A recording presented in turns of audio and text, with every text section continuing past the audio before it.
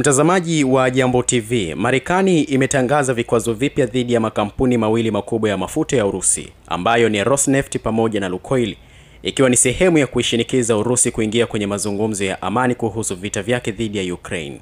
Tangazo la vikwazo hivyo limetolewa usiku wa Oktoba 22 mwaka huu 2025 katika ikulu ya White House nchini Marekani baada ya Rais Donald Trump kukutana na Katibu Mkuu wa NATO Mark Rutte, ambapo alieleza kuwa mazungumzo yake ya awali na Rais Vladimir Putin hayakuzaa matunda.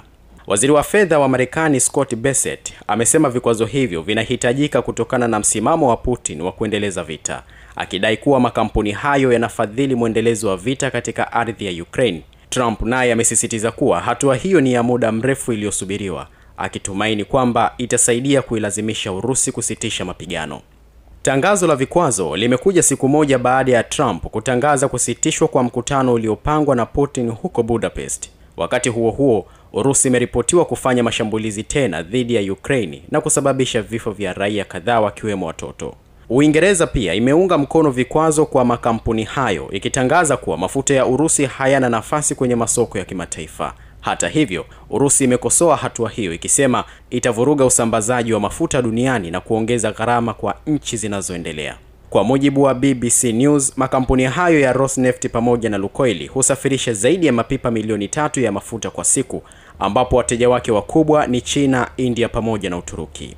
Marekani imesema kuwa pamoja na vikwazo, uhusiano na washirika kama China na India ni muhimu, kwani baadhi yao bado wananunua mafuta ya Urusi, jambo ambalo linaweza kupunguza athari za vikwazo kimataifa.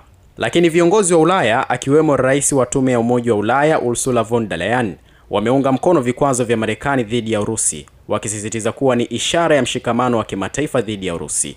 Umoja wa Ulaya umepitisha karibu vikwazo 19, ikijumuisha marufuku ya uagizaji wa gesi asilia kutoka Urusi.